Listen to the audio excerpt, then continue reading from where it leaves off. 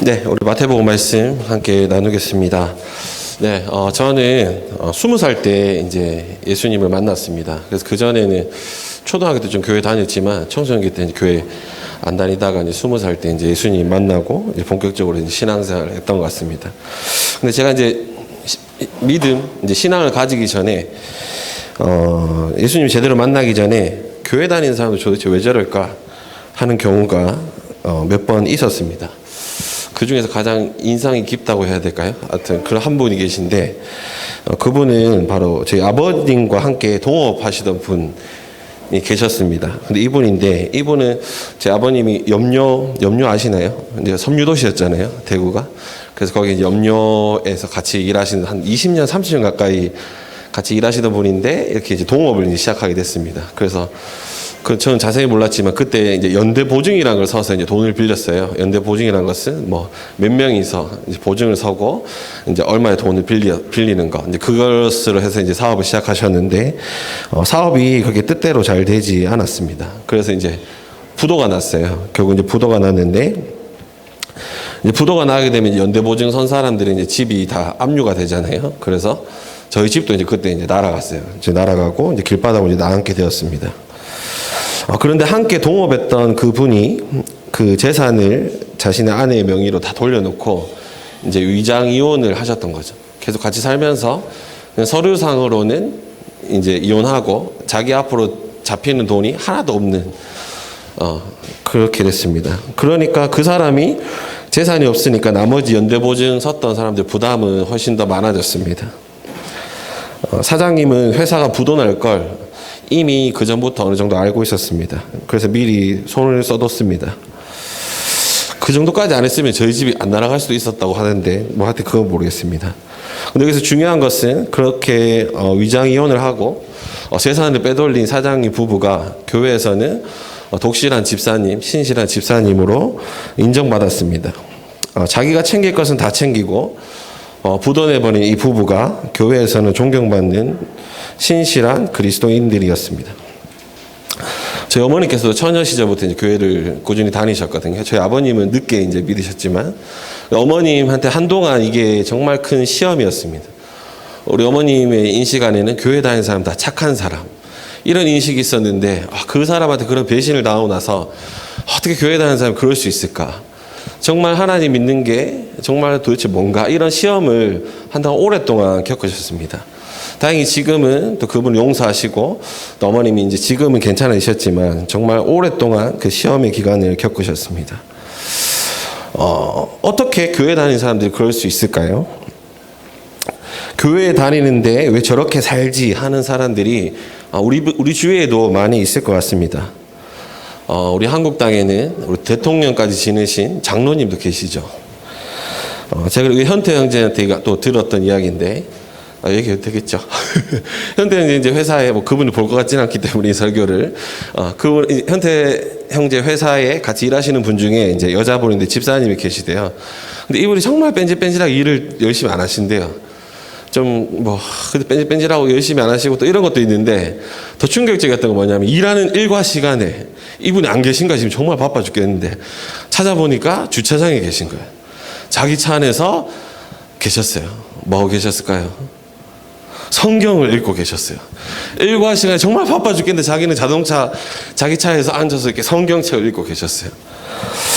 이런 모습을 볼 때 참 우리의 마음 이런 사람들을 볼 때 참 우리는 교회 다니고 싶은 마음이 참 사라지는 것 같습니다. 물론 모든 인간이 완벽할 수는 없습니다. 우리 모두가 연약합니다. 모두가 죄인입니다. 그렇기 때문에 예수님은 죄인인 우리를 부르러 오셨습니다. 그렇다고 해도 장로님이라는 분이 세상 사람들보다 더 세상스럽게 살고 있는 것은 분명 뭔가 잘못돼도 한참 잘못된 일입니다. 교회에 다닌다고 하지만 그들의 삶에서 예수님을 찾을 수가 없습니다.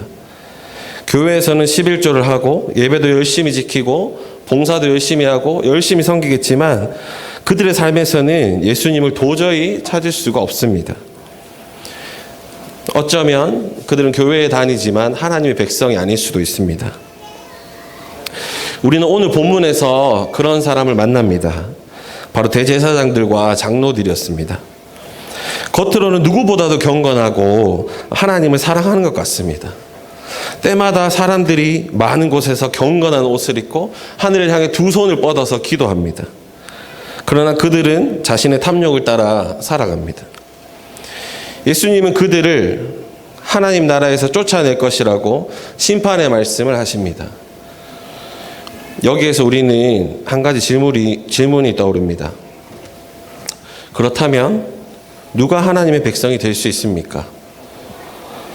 누가 하나님의 나라를 유업으로 받을 수 있습니까? 누가 하나님의 백성입니까? 오늘 우리 본문을 통해서 우리는 그 답을 발견할 수 있습니다.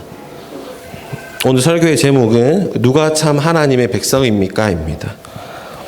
누가 참 하나님의 백성입니까? 첫 번째는 하나님의 백성은 하나님의 뜻을 실천하는 사람입니다. 하나님의 뜻을 실천하는 사람이 바로 하나님의 백성입니다. 우리 23절부터 32절 말씀인데요. 이 부분은 예수님의 권위에 대한 논쟁과 예수님이 그 논쟁에 대해서 비유로 대답하시는 우리 두 부분으로 구성되어 있습니다. 예수님께서 이제 성전으로 오늘 본문에 다시 들어가셨습니다. 우리 지난주 걸 살짝 복습해 보면은 21장에 마침내 예수님께서 예루살렘에 들어가셨죠. 입성하셨습니다. 그분은 나귀를 타고 메시아임을, 자신이 왕임을 드러내시고 들어가셨습니다. 그리고 그분이 가장 먼저 하신 것, 그것은 바로 성전을 정화하는 것이었습니다. 비둘기를 팔고 환전상들, 돈을 바꿔주는 사람들, 그것을 통해서 가난한 자들을 착취했던 그 사람들을 몰아냈습니다. 그리고 성전 안에서 배제되었던 자들, 눈먼 자들, 다리 저는 자들을 성전으로 초대하고 그곳에서 회복시키셨습니다. 그리고 어린이들, 그 당시에 참 힘없고 배척받았던 어린이들이 웃고 떠들고 찬양하는 것을 용납하셨습니다. 한마디로 예수님께서는 성전을 회복하셨습니다. 그곳에 희년을 성취하셨습니다. 그리고 예수님께서 이제 밖에서 또 하룻밤을 보내시고 이제 둘째 날 다시 성전으로 돌아오셨습니다. 아마 그 첫째 날 사건이 있었던, 제가 말씀드렸던 그 사건은 월요일 날 일어났던 사건입니다. 아마 그날 밤에 이 대제사장들과 장로들 사이에서 이제 난리가 났을 겁니다. 그들은 이스라엘의 최고 의결 기구 사내들인의 멤버들이었을 겁니다. 그래서 그들이 모여서 이제 의논했겠죠. 와, 저 예수라는 작자를 어떻게 해야 될까? 저 시골에서 온 갈릴리 랍비를 우리는 어떻게 해야 될까? 밤새도록 의논했을 것입니다. 그리고 오늘 본문에서 이제 그 예수님을 이제 만나는 거죠. 그래서 이 대제사장들과 장로들은 예수님을 이제 탐탁하게 생각하고 있지 않습니다. 찾아가서 이렇게 질문합니다. 이때 대제사장들과 백성의 장로들이 예수께 나와 묻는다. 네, 몇 절이죠? 네, 23절입니다. 당신의 무슨 권한으로 이런 일을 하시오? 누가 당신에게 이런 권한을 주었소? 라고 묻습니다. 이 뉘앙스를 아시겠죠? 이것은 정말 예수님, 당신은 어떤 분이십니까? 당신이 정말 메시아입니까? 알고 싶습니다. 이런 의미가 아니었습니다. 좀 강하게 한데, 네가 뭔데 여기 와서 지금 성전에서 뒤집고 엎고 이렇게 하고 있냐라고 지금 묻고 있는 것입니다. 당신이 정말 메시아라도 된단 말이야? 당신이 하나님의 성전을 이렇게 정화할 수 있는 능력이 있는 메시아라도 된단 말이냐? 라고 지금 항의하고 있는 것입니다. 이 사람들의 이런 물음에는 함정이 있었습니다. 예수님이 만일에 하늘로부터 내가 권세가 왔다라고 이야기한다면 그것은 신성모독죄가 되었습니다. 신성모독죄는 사형에 해당하는 것이었습니다. 그렇다고 해서 예수님께서 나는 사람의 권세로 나의 권한으로 이걸 한다라고 하면은 또한 처벌받게 되었습니다. 어떻게 대답하든지 예수님은 위기 가운데 처할 수밖에 없었습니다. 그때 예수님께서는 역공을 펼치시죠. 오히려 그 제자들이 아니죠. 대제사장들과 장로들에게 질문하심으로 역공을 펼치십니다. 24절을 제가 25절, 24절, 25절 한번 읽어보겠습니다.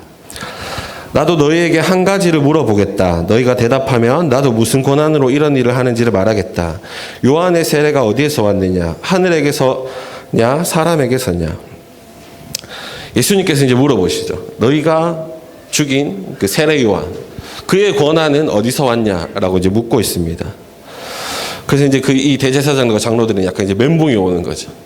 하늘에서 왔다라고 이야기하면은 그런데 왜 세례 요한의 그런 말을 너희는 듣지 않았냐라고 공격당할 것이고, 그렇다고 해서 그 세례 요한 그냥 하나의 미친 그냥 랍비였을 뿐이야, 사람에게서 왔어라고 이야기한다면 그를 또 스승으로 선지자로 여기는 수많은 사람들로부터 공격을 당할 수 있었습니다. 그렇기 때문에 그들은 모르겠다라고 대답합니다. 예수님께서 여기에서 이 질문을 하신 이유는 단순히 나는 너에게 공격 질문을 받지 않겠어 라는 의미만 있는 것은 아닙니다. 예수님께서 지금 세례 요한의 그런 권세에 대해서 질문하시는 것은 세례 요한의 사명과 자신의 사명 사이에 그런 연속성이 있기 때문에 이야기하시는 겁니다. 쉽게 얘기하면 무엇이냐면은 세례 요한이 누구인지 안다면 너희들은 내가 누구인지 알 거다라고 지금 말씀하시는 것입니다. 예수님께서는 마태복음 11장 7절에서 19절에서 이렇게 말씀하십니다. 너희가 봤던 그 세례 요한이 엘리야다. 그리고 내가 엘리야는 그 주님 오실 길을 예비하는 자였잖아요. 그 예비하는 바로 그 사람, 기다렸던 사람이 바로 나다라고 마태복음 11장에서 분명하게 이야기하고 있습니다. 바로 세례 요한이 엘리야였다. 그것은 곧 나는 메시아다라고 이야기하시는 것입니다. 예수님께서는 말하지 않겠다고 했지만 실제로 자신의 권한이 어디에서 왔는지 대답하셨습니다. 너희가 세례 요한의 메시지를 잘 들었다면 내가 메시아라는 것을 알 것이다 라고 이야기하십니다. 예수님께서는 자신이 메시아이심, 기름 부음 받은 자, 왕, 그리스도이심을 다시금 그들에게 선포하십니다. 그리고 오늘의 이제 첫 번째 비유로 이제 들어가시죠. 비유에서 두 아들의 비유가 나옵니다. 이제 어떤 사람에게 이제 두 명의 아들이 있었어요. 그때 맏아들, 첫째 아들에게 얘야 너 오늘 포도원에 가서 일해라라고 이제 말했습니다. 그 당시에 이제 포도원에 가서 일해라 이렇게 시키는 것은 뭐 이렇게 부당한 일이 아니고 자연스러운 일이었다고 합니다. 그리고 이제 포도원은 또 신약에서는 이제 이스라엘 백성을 이제 하나님의 백성을 또 상징하기도 합니다. 근데 이 첫 번째 아들이 어떻게 했죠? 첫 번째 아들이 말로는 싫습니다라고 이제 대답했습니다. 근데 그 다음 행동이 중요하죠. 그는 그 뒤에 뉘우치고 일하러 다시 갔습니다. 또 이제 두 번째 아들에게 너도 포도원에 가서 일해라 라고 했습니다. 네 아버지 라고 이제 대답을 했지만 그는 포도원에 가서 일하지 않았습니다. 이제 이 이야기를 마치고 예수님께서 대제사장과 장로들에게 물으시죠. 이들 가운데 누가 아버지의 뜻을 행하였느냐 라고 묻습니다. 당연히 그들은 맏아들이라고 이제 대답하시죠. 예수님께서는 시간을 두지 않으시고 바로 이 비유에 대해서 이제 설명하십니다. 31절입니다. 내가 진정으로 너에게 말한다. 세리와 창녀들이 오히려 너희보다 먼저 하나님 나라에 들어간다. 바로 이 비유에 나오는 맏아들은 바로 세리와 창녀들입니다. 그리고 둘째 아들은 대제사장들과 장로들을 의미합니다. 세리와 창녀들은 그 당시 이스라엘에서는 정말 배척되어 있던 자들이었습니다. 도저히 하나님의 백성, 하나님의 율법을 따라서 하는 백성들이 아니었습니다. 이것은 예수님의 선포는 가히 충격적이었습니다. 죄인 중에 죄인으로 취급받던 무리들인 세리와 창녀들이 먼저 구원을 얻는다라고 이야기했습니다. 반면 대제사장들과 장로들은 성전을 수호했으며 율법을 지키고 가르치는 자들이었습니다. 그렇다면 이 차이는 무엇일까요? 예수님께서 바로 32절에 말씀하십니다. 다시 세례 요한의 이야기를 가져오시죠. 32절 읽어보겠습니다. 요한이 너희에게 와서 옳은 길을 보여주었으나 너희는 그를 믿지 않았다.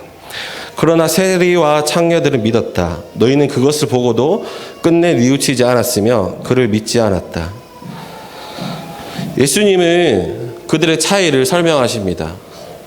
그들의 차이는 요한이 하나님의 메시지를 선포했을 때, 옳은 길을 보여주었을 때 대제사장들은 믿지 않았습니다. 그러나 세리와 창녀들은 믿었습니다. 대제사장과 장로들은 그것을 듣고 끝내 뉘우치지 않았지만 세리와 창녀들은 뉘우쳤습니다. 그리고 그들의 삶을 돌이켰습니다. 하지만 대제사장과 장로들은 듣기만 할 뿐 실천하지 않았습니다. 세례 요한이 마태복음 3장 2절에서 회개하라 하늘나라가 가까이 왔다 라는 메시지를 선포할 때 그들은 듣지 않았습니다. 듣지 않고 행동하지 않았습니다. 그들은 뉘우치지 않았습니다. 여기서 뉘우치다는 단어는 바로 회개를 의미합니다. 31절의 무릎은 다시 제사장들과 장로들에게 향합니다. 누가 아버지의 뜻을 행하였느냐? 바로 하나님의 말씀을 듣고 그 말씀을 따라서 행하는 자들입니다. 그들의 차이는 바로 하나님의 뜻대로 행하느냐, 행하지 않느냐입니다. 예수님께서는 주여 주여 하는 자마다 다 하나님의 백성이 아니라고 이야기하십니다. 머리로만 아는 것, 너희가 내 말을 듣는 것, 그냥 인지하는 것, 인식하는 것만으로 너희가 하나님의 백성이 아니다라고 이야기하십니다. 마태복음 7장 21절을 제가 한번 읽어드릴게요. 나더러 주님 주님 하는 사람이라고 해서 다 하늘나라에 들어가는 것이 아니다. 하늘에 계신 내 아버지의 뜻을 행하는 사람이라야 들어간다 라고 이야기하십니다. 또 우리 마태복음 12장 50절에 하늘에 계신 내 아버지의 뜻을 따라 사는 사람이 곧 내 형제요 자매요 어머니이다 라고 이야기하십니다. 우리 제사장들과 장로들은 성전에서 예배하고 점잖은 외양을 갖추어 마치 하나님의 뜻을 행하는 것처럼 보였지만 세리와 창녀들과는 다르게 그 메시지를 거부했습니다. 거절했습니다. 그들은 세례 요한의 그런 메시지를 거부했을 뿐만 아니라 그들의 눈앞에 있는 예수님의 메시지 또한 거부하고 있습니다. 겉으로는 하나님을 믿는 사람, 하나님을 예배하는 사람이라고 말하지만 정작 하나님께서 요구하시는 것을 하지 않는, 예수님을 통해서 행하실 구원의 계획은 따르지 않는 불순종하는 자들입니다. 하나님의 뜻, 목적, 부르심은 잃은 채 종교 행위만 그들에게 남아 있었습니다. 바로 예수님께서는 그 허울뿐인 그들의 종교적인 행위를 말씀하셨습니다. 정말 하나님의 뜻을 알고 그 하나님의 뜻대로 행하는 삶은 없는 그들의 허울을 드러내셨습니다. 우리의 모습을 한번 돌아보았으면 좋겠습니다. 참 야고보 말씀이랑 좀 너무나 비슷하죠. 야고보 말씀 너무나 이제 복음적인, 또 우리 가장 서신서 중에 또 가장 복음서적인 또 서신이 바로 야고보서입니다. 우리의 모습을 한번 돌아봤으면 좋겠습니다. 우리 말씀이 우리에게 선포되었을 때 우리는 말씀에 어떻게 반응하고 있습니까? 제대로 반응하고 순종하고 있습니까? 그렇지 않으면 둘째 아들처럼 네라고 대답은 하지만 행동하진 않고 있진 않습니까? 우리가 정말 말씀에 잘 반응하고 있는지 돌아보았으면 좋겠습니다. 아니면은 말씀을 아는 것만으로 잘 살고 있다고 생각하고 있진 않습니까? 인식하는 것만으로 잘 살고 있다고, 내가 잘 믿고 있다고 생각하고 있지 않습니까? 저는 목사님께서 페이스북에 오늘도 그런 글을 올리셨던데, 한국교회가 이렇게 참 나약하고 어쩌면 세상보다 더 세상적인 사람을 길러내는 것은 인식만으로 너희가 믿고 있다라고 그렇게 참 그런 거짓된 메시지가 좀 한국교회 가운데 있기 때문이다라는 생각이 들었습니다. 행동은 없는, 훈련은 없는, 실천은 없는 그런 인식과 인지만으로 내가 잘 믿고 있다고 생각하는 수많은 그리스도인들을 참 이 한국교회가 길러내고 있었던 것 같습니다. 우리도 우리의 모습을 정말 진지하게 돌아봤으면 좋겠습니다. 우리가 좋은 공동체, 여러분들이 속해 있는 숲 너무 좋아하시죠? 내가 좋은 공동체에 속해 있는 것만으로, 또 우리 목사님의 좋은 설교를 듣는 것만으로 우리는 어쩌면 잘 살고 있다고 생각할 때가 있습니다. 또 우리가 습관은 영성이다라는 책을 이번 달에 읽었잖아요. 우리 습관의 영성이다라는 책을 읽는다고 해서 저절로 우리한테 좋은 습관이 생기지는 않습니다. 우리 PBS를 할 때, 우리 QT를 할 때, 또 우리 설교 말씀을 들을 때 우리는 말씀에 잘 반응하고 있는지 돌아봤으면 좋겠습니다. 그 반응은 바로 실천으로 나타나야 됩니다. 지적 동의, 인지에 그쳐서는 안 됩니다. 우리는 말씀을 삶에 적용하며 살아야 합니다. 저는 이제 PBS에 꽂힌 주애가 아니라 저는 이제 적용이라고 생각합니다. 주애도 물론 중요합니다. 올바르게 해석하는 것, 성경을 분명히 올바르게 해석하는 것도 중요합니다. 그러나 아무리 훌륭한 주애를 하고 멋진 말로 말씀을 연구하더라도 실천하지 않으면, 적용하지 않으면 저는 아무 소용없다라고 생각합니다. 우리가 말씀을 연구하는 이유는 바로 우리의 삶을 통해서 그 말씀을 나타내기 위함입니다. 바로 말씀을 적용하기 위함입니다. 그러니까 우리 PBS에 좀 익숙하지 않으신 분들도 좀 계시죠. 그런 분들도 자신감 있게 했으면 좋겠습니다. 내가 또 이렇게 PBS 사다 또 잘못, 저 언니보다 저 형보다 내가 잘 못할, 내 이거 나눔이 막 부끄러운데, 이런 생각 하실 필요 없습니다. 내가 낙하산 탔으면 어떡하지? 이런 걱정 안 하셔도 됩니다. 낙하산을 타더라도 하나님의 말씀을 연구하고 깨달은 그 작은 것 하나라도 적용한다면 PBS의 목적을 이루는 것입니다. 낙하산 타는 거 두려워하지 마시고 말씀을 연구하고 그 작은 것 하나라도 실천하는 게 가장 중요합니다. 우리 지난주 우리 야고보서 말씀을 들었죠. 우리는 말씀에 심긴 자들입니다. 그리고 그 말씀으로 살아내는 자들입니다. 그렇기 때문에 말씀을 정말 깊이 연구할 뿐만 아니라 작은 것 하나라도 실천합시다. 우리가 하나님의 뜻대로 말씀을 들은 대로 실천해야 합니다. 우리 제임스 스미스 책, 이번 달, 오늘 다들 이제 나눔하실 것 같은데, 제임스 스미스의 말을 빌리자면, 우리의 그런 행동이 습관이 되어서 우리의 욕망까지 하나님의 뜻대로 변화되어야 됩니다. 습관이 되어야 됩니다. 습관이 되기 위해서는 훈련이 필요합니다. 우리가 그리스도인이 되는 것은 새로운 나라로 옮겨지는 것입니다. 세상이 지배하던 나라, 제국이 지배하던 세상에서 이제 하나님, 예수님이 통치하시는 나라로 옮겨졌습니다. 우리는 하나님의 백성이 되었지만 여전히 우리 안에 그런 세상적인 방식으로 살아왔던 습관들이 여전히 있습니다. 이것은 마치 우리가 군인이 된다, 군대 간다라고 했을 때 입대하는 첫날부터 바로 군인으로 막 살아갈 수 있는 게 아니잖아요. 훈련소의 시간을 거치면서 제식하는 것, 총 쏘는 법, 여러 가지들을 배워야 되잖아요. 훈련해야 되잖아요. 이런 것과 마찬가지입니다. 우리는 그리스도인으로 사는 것도 훈련이 필요합니다. 은혜 받았다고 해서 저절로 되는 것이 아닙니다. 그 훈련이 바로 말씀을 따라 실천하는 것입니다. 이것은 분명히 쉬운 일은 아닙니다. 우리가 평생 세상의 방식대로 살아오다가, 저 같은 경우 이제 20살 때 이제 예수님 만났잖아요. 20년 동안 세상의 방식 살아오다가 이제 한 20년 예수님 그래도 믿고 20년 살았다 하는데, 이렇게 사는 것은 참 쉽지가 않습니다. 이제 목사님 언어로, 이제 목사님 설교 말씀을 빌리자면, 우리가 세상의 언어로 따라서 살았습니다. 세상의 방식을 따라 살았습니다. 하루아침에 우리가 예수님의 방식, 하나의 방식으로 살아가는 것은 쉽지 않습니다. 그렇게 살아가는 것은 참 어색합니다. 때로는 자연스럽지 않습니다. 우리가 사랑하는 것보다 미워하는 게 좀 더 쉽잖아요. 그리고 우리가 타인을 사랑하는 것은 아직 우리에게 참 자연스럽지는 않은 것 같습니다. 내가 딱 앉았을 때 내 옆에 있는 친구 딱 봤을 때 자연스럽게 막 사랑하는 감정이 몰려오시나요? 방금 근희 형제 고개를 끄덕끄덕거렸는데, 그렇죠? 자연스럽게 이렇게 사랑하는 것은 참 우리에겐 쉬운 일이 아닙니다. 나를 사랑하고 나의 안위를 위해 사는 것이 우리에겐 아직 좀 더 자연스럽습니다. 그렇기 때문에 우리는 훈련해야 됩니다. 하나님께서는 여러분들의 있는 모습 그대로 사랑하십니다. 그것은 변치 않습니다. 여러분들의 있는 모습 그대로 사랑하시고 받아주시고 하나님의 백성이 되게 하셨습니다. 하지만 하나님께서는 우리가 있는 모습 그대로 머물기를 원하진 않으십니다. 어제나 오늘이나 1년 전이나 지금이나 10년 전에 지금이나 변화되지 않고 똑같다면 이것은 결코 하나님이 원하시는 것이 아닐 것입니다. 하나님 우리가 자라나길 원하십니다.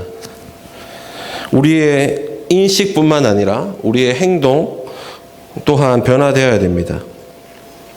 우리가 아기를 기를 때, 이것은 하나님이 막 우리를 변화시키는 것은, 야, 똑바로 살아! 막 이렇게 이렇게 그런 이미지 이렇게 경마장에서 말을 막 빨리 달려! 막 때리는 이런 이미지가 아닙니다. 이것은 마치 부모가 아이를 기를 때의 그 이미지입니다. 우리가 아기를 기르면은 그 나이에 맞게 잘 자라가는 기를 정말 바라잖아요. 조금이라도 남들보다 조금이라도 걸음마가 느리거나 조금이라도 말을 늦게 하면은 혹시 우리 아기가 어디가 잘못된 거 아닌가, 어디 아픈 거 있는 거 아닌가, 큰 병원 가서 검사해봐야 하는 거 아닌가, 막 이런 마음이 우리 가운데 들잖아요. 이런 겁니다. 육신의 부모도 이런데 하나님 아버지께서는 어떻겠습니까? 하나님께서는 우리가 믿음으로 성장하기를 바라십니다. 이 믿음이라는 말에는 순종, 실천이 포함되어 있습니다. 예수님은 믿음과 실천과 순종, 믿음, 실천, 순종, 행동, 이것을 분리하지 않으십니다. 또 한 번 강조하지만 그렇기 때문에 우리는 훈련해야 됩니다. 우리가 그리스도인을 살아가는 것은 자연스러운 것은 아닙니다. 또 이거 한 가지 예를 들어보면 저는 축구를 좋아하는데 최근에 손흥민이라고 여러분들 아시나요? 우리 국가대표팀 우리 스트라이커고 지금 이제 잉글랜드 토트넘에서 뛰고 있는 선수인데 지금 세계에서 최고 가는 리그가 잉글랜드 프리미엄 리그인데 거기에서 지금 득점 랭킹 1위를 달리고 있어요. 지금 9골인가 그렇게 이제 넣었습니다. 그래서 해외에서 언론들이 손흥민이 왜 이렇게 잘하냐 이렇게 막 분석을 했어요. 근데 그 중에 이제 가장 중요한 이유 중에 하나가 뭐였냐면은 손흥민은 왼발 오른발을 다 쓸 수 있는 거예요. 오른발로도 슛을 넣고 왼발로도 슛을 넣을 수 있어요. 이게 뭐 당연하다 여겨질지 모르겠지만 여러분들 오른손잡이 젓가락질 하시는 분들 왼손으로 젓가락질 하기 어렵잖아요. 공 차는 것도 약간 그거랑 비슷하거든요. 세계적인 축구 선수 메시도 왼발은 정말 잘 쓰지만 오른발은 잘 못 쓰거든요. 근데 손흥민은 왼발 오른발 다 잘 쓰는 거예요. 손흥민이 양발잡이가 된 것은 그가 원래는 손흥민이 오른발잡이였어요. 오른발잡이였는데 손흥민이 왼발을 정말 많이 연습했대요. 어릴 적부터 왼발을 2시간 연습하면 오른발을 1시간 연습하면 왼발을 2시간 정도 연습하고 그런 식으로 해서 내가 왼발을 잘 쓸 수 있도록 끊임없이 훈련했다는 거죠. 그러니까 이 자연스럽지 않은 왼발을 훈련을 통해서 자연스러운 것으로 만든 거죠. 그래서 손흥민 선수가 최근에 인터뷰한 것 중에 자기는 오른발잡이인데 슛을 때릴 때는 이상하게 왼발이 더 자연스럽다라고 이제 인터뷰를 했어요. 저는 여기에서 이거다라는 생각이 들었습니다. 우리가 하나님의 백성으로 살아가는 것은 자연스러운 것은 아닙니다. 때로는 우리의 본성과 거스릅니다. 때로는 어색합니다. 하지만 우리가 지속적인 훈련을 통해서 이것이 자연스러운 것이 될 때까지 우리는 훈련해야 됩니다. 훈련을 통해서 어색했던 것이 이제 편한 것이 됩니다. 사랑하기에 어색했던 우리가 반복된 실천과 훈련을 통해서 사랑하기를 배웁니다. 사랑은 배우고 훈련해야 되는 것이죠. 또 우리가 세상의 방식을 살아가는 것이 자연스러웠지만 이제는 훈련을 통해서 하나님의 나라의 삶이 자연스러운 것이 됩니다. 다시 한번 강조하지만 지적 동의, 인식만으로 되지 않습니다. 말씀을 듣고 자연스럽게 변화되지 않습니다. 제임스 스미스는 여기서 우리 중요한 통찰을 한 가지 우리에게 제공합니다. 우리 습관의 영성이라는 책 우리 115페이지에 나온 내용인데요. 제가 한번 읽어보겠습니다. 예정과 의의 핵심은 하나님이 중심이신 강력한 환경을 만드는 것이다. 예정과 의의 핵심은 하나님이 중심이신 강력한 환경을 만드는 것이다. 제자도는 우리가 그리스도인을 사는 것은 훈련의 과정입니다. 그리고 우리가 훈련을 위해서는 환경이 중요합니다. 우리 여러분들이 좀 그리스도인을 살 수 있는 좋은 환경들을 이렇게 만들어 갔으면 좋겠습니다. 여러 가지 할 수 있겠죠. 우리 믿음숲에서 카톡방 중에 이제 운동방 카톡방이 있어요. 그래서 그 방에 어떤 걸 하냐면은 제가 그 방에 이제 들어가 있는데 자기가 운동하면 그냥 올려요. 사진을 찍어서 올려도 되고 오늘 몇 번 했습니다 이렇게 올려도 되고 그냥 올리는 거예요. 올리면서 어떻게 되냐면은 저도 자연스럽게 막 이제 압박이 되는 거죠. 나도 너무 못 올렸는데 내 뱃살이 좀 더 찐 것 같은데 재영이 오늘 엄청 운동 열심히 했네. 재영이 왜 저렇게 열심히 하는 거야? 나 좀 해야겠는데 막 이런 이제 동기부여가 되고 또 그래서 한 번이라도 또 이렇게 운동 또 해서 이제 올리게 됩니다. 또 우리 이렇게 보니까 안에도 보니까 통독방이 따로 있더라고요. 카톡방에 통독방. 그냥 자기가 통독했는 거 이렇게 올리고 하는 또 이런 환경들을 또 우리가 지혜롭게 찾는 게 참 중요합니다. 우리 참 그렇잖아요. 우리 인간이 의지력이 막 그렇게 강하지 않잖아요. 우리가 정말 하나님의 백성 잘 살아갈 수 있는 환경들을 잘 마련하는 게 중요합니다. 우리 이제 11월 달부터 우리 교회에서 전 교인이 함께 기도하기 운동을 이제 시작합니다. 이것은 뭐냐면은 한 성도분이 일주일에 한 번, 최소한 한 번, 1시간 이상은 우리 세계를 위해서, 또 우리 선교를 위해서, 또 사회를 위해서 우리 기도하자. 그 기도 릴레이 운동을 합니다. 또 이런 것들을 통해서 우리는 또 기도의 훈련들을 해나갈 수 있겠죠. 네, 이렇게 우리는 말씀을 들은 것을 실천하기 위해서 끊임없이 노력하고 또 우리 지혜를 모았으면 좋겠습니다. 우리 말씀이 선포되었을 때 우리 하나님의 뜻대로 행합시다. 우리의 삶을 재조정해 갑시다. 말만이 아닙니다. 예를 들어서 연인이나 배우자가 사랑해라고 말만 하고 아무것도 안 하는 거예요. 그러면 마음이 어떨까요? 사랑해라고 얘기하면서 함께 시간을 보내거나 뭐 선물을 하거나 뭐 설거지를 해주거나, 결혼하신 분 같은 경우에 청소를 해주는 거나 아무것도 안 해요.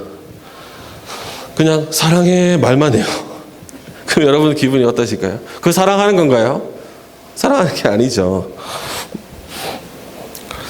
이런 사람, 여러분들 연인은 어떻습니까? 꽝이죠. 네. 사랑한다면 또 그에 따라 또 우리 실천해야 됩니다. 또 행동해야 됩니다.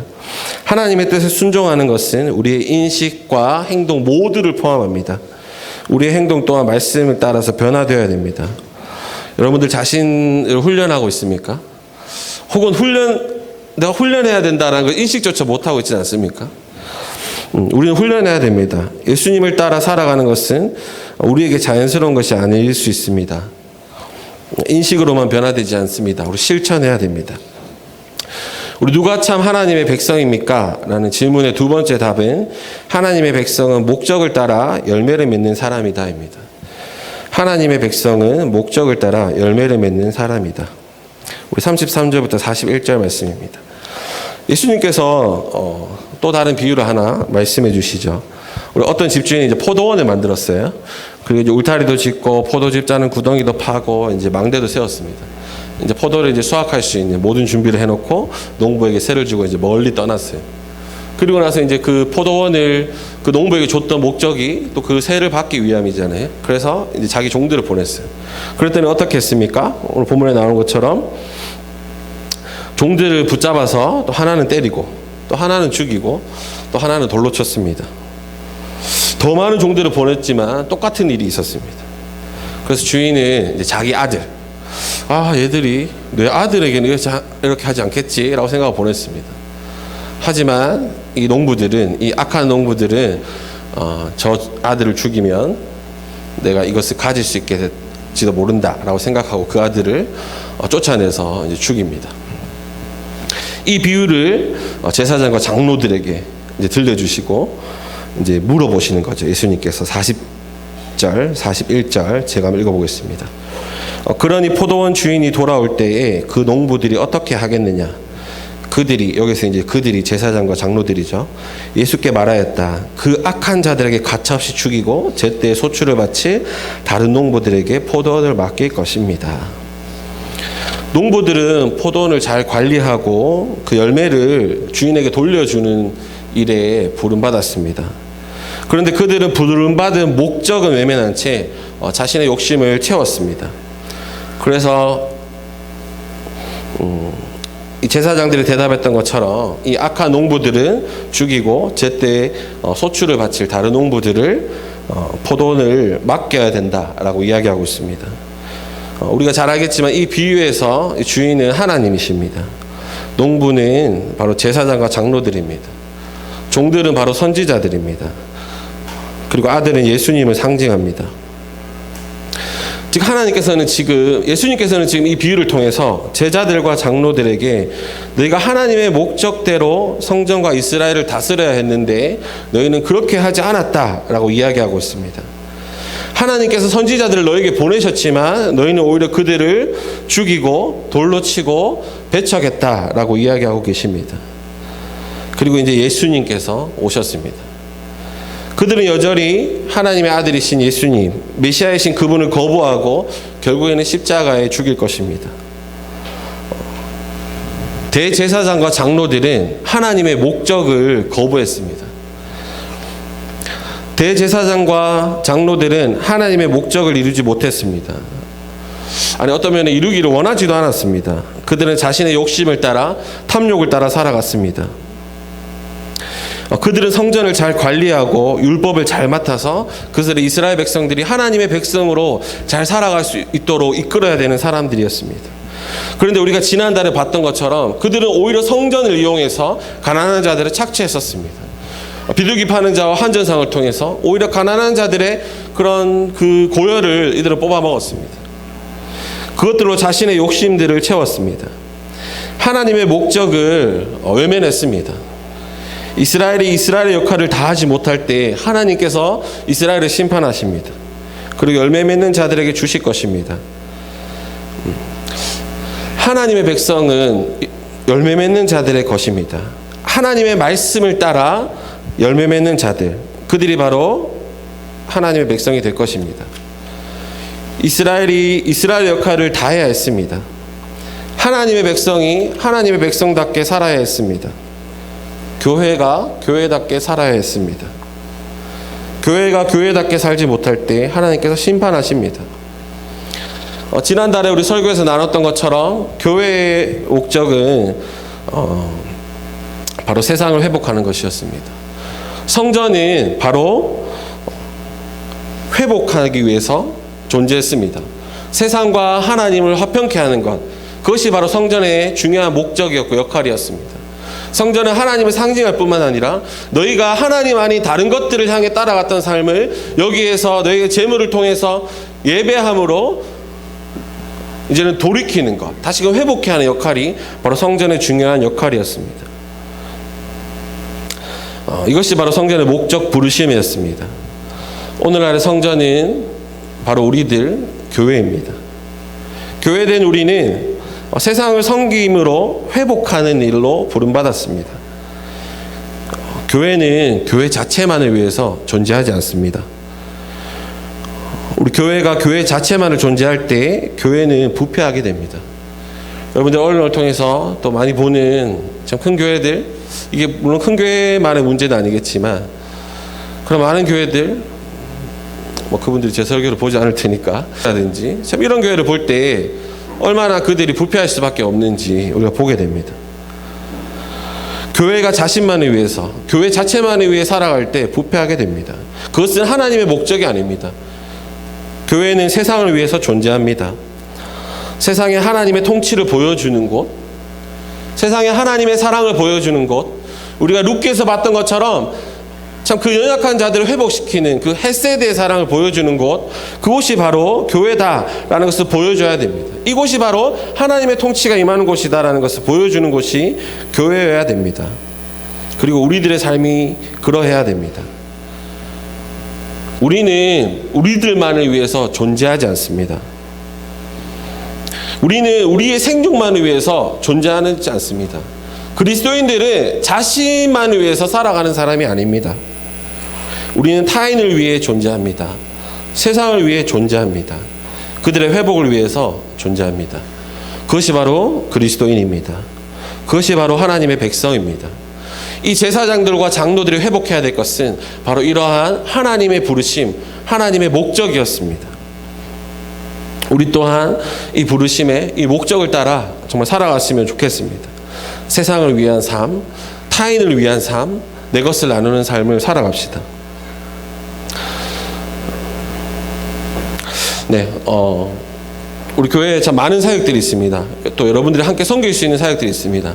제가 아까 환경이 정말 중요하다라고 이제 이야기를 들었는데, 여러분들의 삶 가운데 또 그런 것들 찾으십시오. 또 우리 교회와 함께 할 수 있는 것들 오셔서 많이 하시면 좋을 것 같습니다. 우리 저희 비전스쿨에서 또 우리 선생님을 섬기실 분 계속 찾고 있어요. 또 이런 것도 와서 같이 섬기고, 또 우리 지금 멘토링 통해서 우리 한동안 우리 코로나 때문에 우리 멘토링을 못 했잖아요. 근데 이제 다시 멘토링 통해서 또 지역사회나 우리 대구 땅 가운데 있는 많은 아이들 정말 만나갔으면 좋겠습니다. 제 가운데 지난주에 너무 가슴이 아팠던 뉴스 중에 하나가 인천에 있는 그 초등학생 둘째가 결국은 이제 하늘나라로 갔잖아요.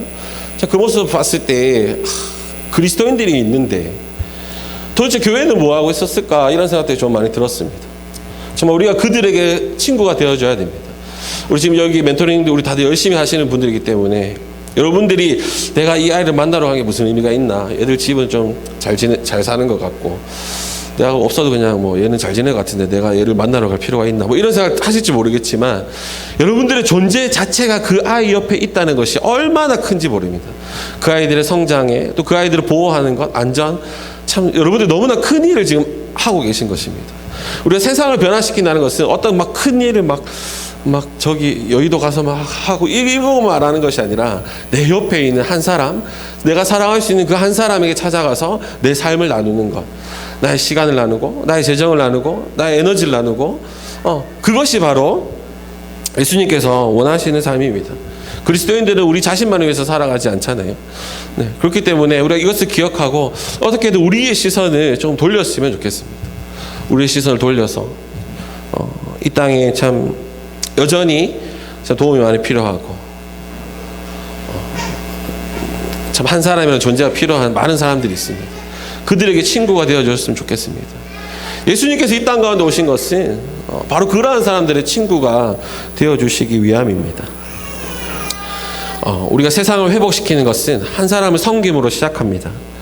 지금 이 순간 여러분 주위에 있는 그 한 사람을 떠올려 보십시오.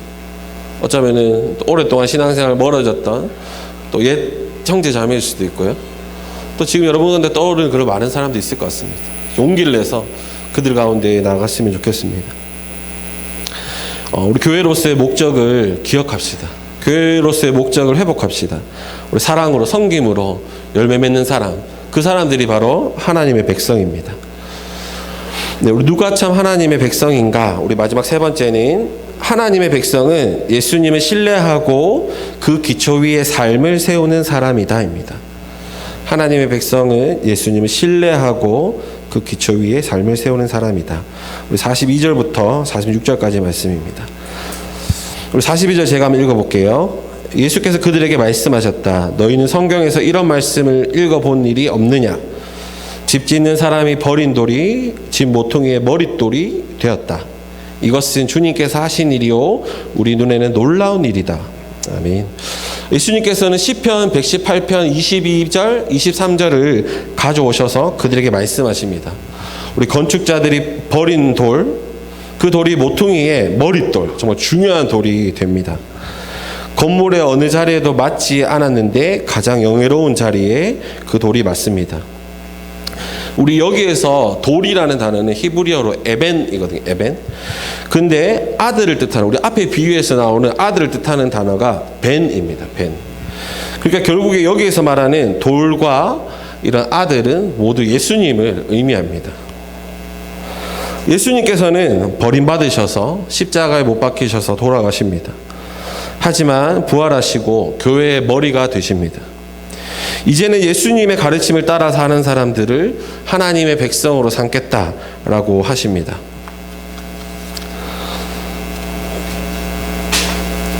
우리 43절을 제가 한번 읽어보겠습니다. 그러므로 나는 너희에게 말한다. 하나님께서 너희에게 하나님의 나라를 빼앗아서 그 나라의 열매를 맺는 민족에게 주실 것이다. 예수님의 가르침을 따라 살아가는 사람, 그 사람들이 하나님의 백성이 됩니다.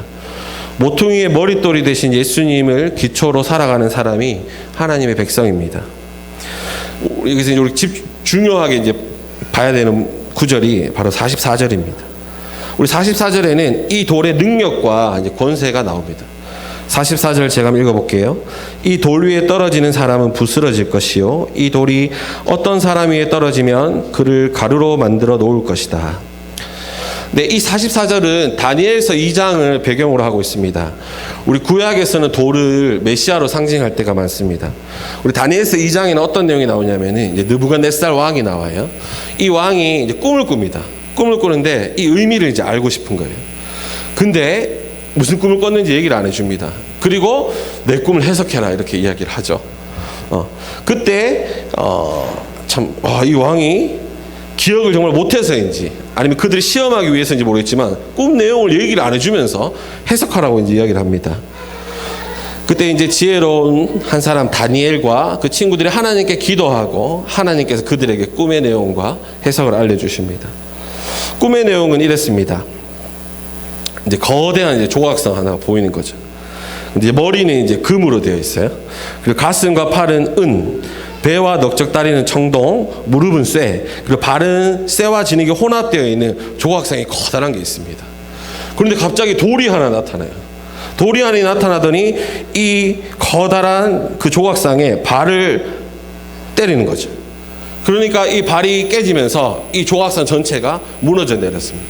이것이 이제 꿈의 내용이었습니다. 그러고 나서 그냥 끝이 난 게 아니라 그 돌이 그냥 끝나는 게 아니라 거대한 산이 되어서 온 세상을 가득 채웠습니다. 다니엘서 2장 35절을 제가 한번 읽어보겠습니다. 다니엘서 2장 35절.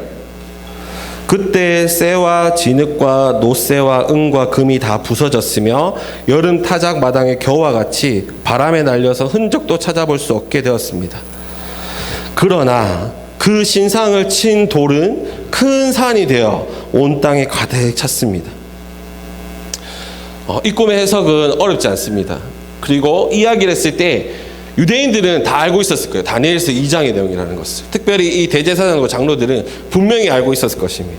금과 은과 청동과 이 모든 것은 제국을 상징합니다. 아까 전에 이야기 드렸지만 돌은 메시아를 상징해요. 그러니까 뭐냐면은 그 제국의 질서가 그 돌, 산돌, 그 돌에 맞아서 다 무너져 내릴 것이라는 것입니다. 그리고 온 세상에 그 돌로 가득하게 된다는 것입니다. 바로 그 돌이 예수님이십니다. 예수님께서 온 세상의 제국의 질서들, 거짓의 질서들을 부셔버리십니다. 예수님께서는 우리가 사는 그 세상에 아무런 능력도 없으신 분이 아니십니다. 그분은 세상을 심판하실 수 있는 권세를 가지신 분이십니다. 오늘 본문에 나오는 것처럼 그 돌은 자신과 부딪히는 것을 무엇이든지 다 부서뜨릴 수 있습니다. 예수님이 바로 그 돌이시고 메시아이시고 하나님의 아들이십니다. 예수님은 하나님의 나라를 임하게 하려고 오셨습니다. 온 세계가 돌로 채워지도록 하나님의 나라가 임하게 하기 위해서 오셨습니다. 그 하나님의 나라 앞에 이 세상이 벌벌벌 떨면서 무너져 내릴 것입니다. 우리는 이것을 신뢰해야 됩니다. 우리는 이것을 붙들어야 됩니다. 세상의 권세, 도저히 무너져 내릴 것 같지 않은 제국은 예수님 앞에 무너져 내릴 것입니다. 예수님께서 세상을 심판하실 것입니다. 우리는 이것을 신뢰하고 심판받을 제국의 방식을 살지 않고 예수님의 방식, 새로운 방식으로 살아야 됩니다. 다시 한번 여러분들에게 묻습니다. 여러분들은 하나님의 삶의 방식을 따라 살아가고 있습니까? 여러분들이 속한 가정, 직장, 학교, 이웃과의 관계에서 하나님의 방식을 따라 살고 있습니까? 손해를 보는 것을 감수하면서도 섬김의 삶을 살고 나보다 남을 높게 여기고 종이 되어서 섬기며 살아가고 있습니까? 불의를 보면 내가 손해를 보더라도 불의에 편승하지 않고 정의를 위해서 희생하는 삶을 여러분들이 살고 있습니까? 그렇지 않고 혹시 세상의 방식을 따라 살아가고 있지 않습니까? 하나님의 방식은 세상을 사는데 아무런 도움이 되지 않아 라고 혹시 여러분들 생각하고 있지 않습니까? 우리가 하나님의 방식을 따라 살아가지 않는 이유, 하나님의 뜻대로 살아가지 않는 이유 중에 하나는 예수님을 신뢰하지 않기 때문입니다. 32절을 한번 다시 한번 보겠습니다. 제가 한번 읽어볼게요. 요한이 너희에게 와서 옳은 길을 보여주었으나 너희는 그를 믿지 않았다. 그러나 세리와 창녀들을 믿었다. 너희는 그것을 보고도 끝내 뉘우치지 않았으며 그를 믿지 않았다. 앞에서도 이야기했지만 예수님께서는 믿음과 순종과 실천을 분리하지 않으십니다. 너희가 행동이 변하지 않는 것, 그것은 바로 너희의 믿음 없음을 나타낸다라고 이야기하고 있습니다. 32절 한 구절 안에 믿음이 없다는 것이 2번이나 반복되고 있습니다. 어쩌면 우리가 예수님의 뜻대로 살아가지 않는 것은 어쩌면 예수님을 신뢰하지 않기 때문일지도 모릅니다.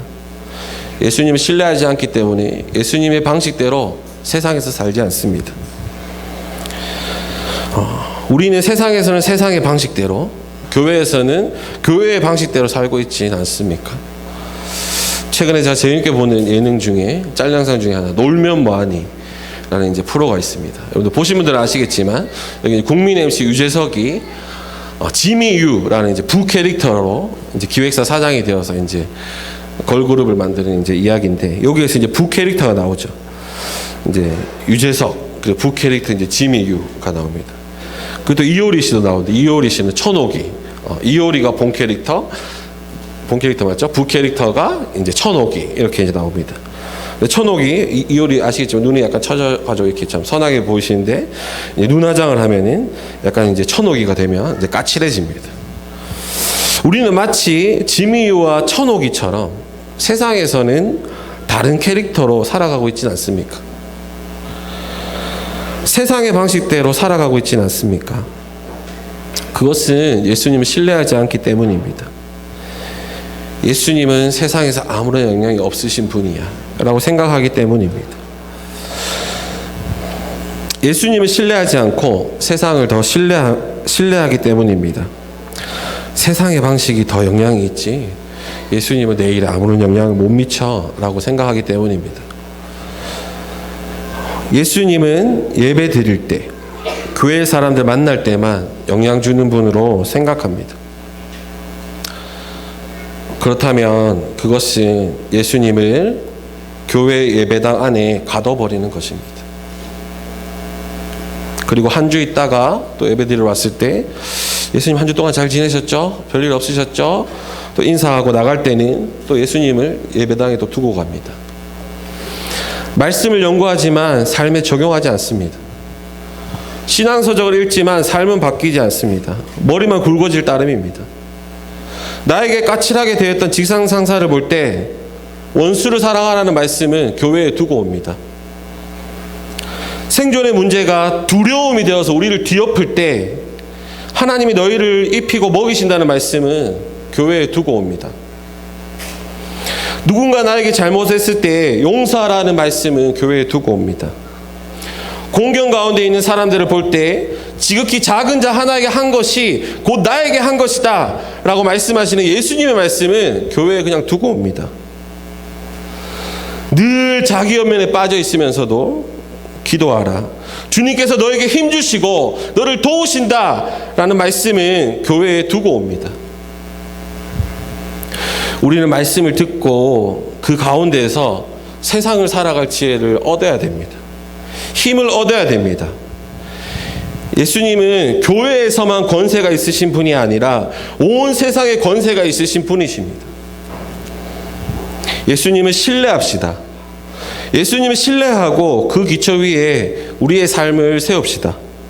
예수님의 방식을 따라 말씀을 따라 세상 곳곳에서 하나님 나라를 세우는 삶을 살아갑시다. 제국의 권세, 제국의 질서는 예수님의 권세 앞에 산산이 깨어질 것입니다. 흔적도 찾아볼 수 없게 될 것입니다. 그러나 예수를 따라 세상과 맞선 그리스도인들은 큰 산이 되어 온 땅에 가득 찰 것입니다. 이것을 우리가 상상했으면 좋겠습니다. 다니엘서 2장 35절을 제가 같이 읽고 우리 말씀을 마무리했으면 좋겠습니다. 한 번 더 읽겠습니다. 그때 새와 진흙과 놋새와 은과 금이 다 부서졌으며 여름 타작마당의 겨와 같이 바람에 날려가서 흔적도 찾아볼 수 없게 되었습니다. 그러나 그 신상을 친 돌은 큰 산이 되어 온 땅에 가득 찼습니다. 예수님께서 온 세상을 심판하십니다. 그리고 온 세상을 회복하십니다. 그리고 그 일로 우리를 부르셨습니다. 우리를 통해 내 옆에 있는 작은 한 사람들을 섬기고 사랑하고 내 연약함이 있지만 말씀 따라 어떻게든 살아가 보려고 애쓰는 우리 한 사람을 통해 하나님께서 온 세계를 하나님의 나라로 회복시키실 것입니다. 이것을 우리가 신뢰하고 예수님을 따라 우리의 삶 가운데 예수님의 말씀 따라 또 행함으로 열매를 맺는 우리의 삶이 되었으면 좋겠습니다. 또 그런 여러분들의 삶이 되기를 축복합니다. 네, 우리 함께 기도하겠습니다. 네, 먼저 우리의 삶을 한번 돌아보았으면 좋겠습니다. 정말 우리의 삶이 정말 말씀과 참 삶이 분리된 삶을 살고 있지 않았는지 돌아보았으면 좋겠습니다. 정말 말씀 따로, 삶 따로였던 우리의 삶을 회개합시다. 그리고 오늘 말씀 통해서 우리 말씀대로 살지 않는 것은 우리 신뢰하지 못하기 때문이라고 하였습니다. 우리의 믿음 없음 또한 회개합시다. 그리고 이 시간 함께 결단했으면 좋겠습니다. 우리 훈련하기를 게을리하지 맙시다. 우리 하나님의 백성이 된다는 것은 또 그 백성된 삶을 실천하고 훈련해야 됩니다. 인식에만 그쳐서는 안 됩니다. 우리의 전 존재가 복음으로 예수 그리스도의 진리로 변화되기를 기도합시다. 그리고 그 일 가운데 예수님께서 도와주시기를 기도합시다. 그리고 또 한 가지 마지막 세 번째는 우리 세상을 위해서 강구합시다. 세상을 위해 중보합시다. 예수를 산돌로 여기며 그분의 방식을 따라 살아가는 신실한 자들을 통해 세상의 거짓들이 깨어지고 제국의 불의들이 깨어질 수 있도록 기도합시다. 예수님을 신뢰하며 우리의 삶이 예수님께 달려있음을 기억하며 세상을 두려워하지 말고 담대히 주의 나라를 위해서 살아가겠노라고 결단하며 주님 나를 도와주십시오. 함께 고하며 기도했으면 좋겠습니다. 네, 기도하겠습니다.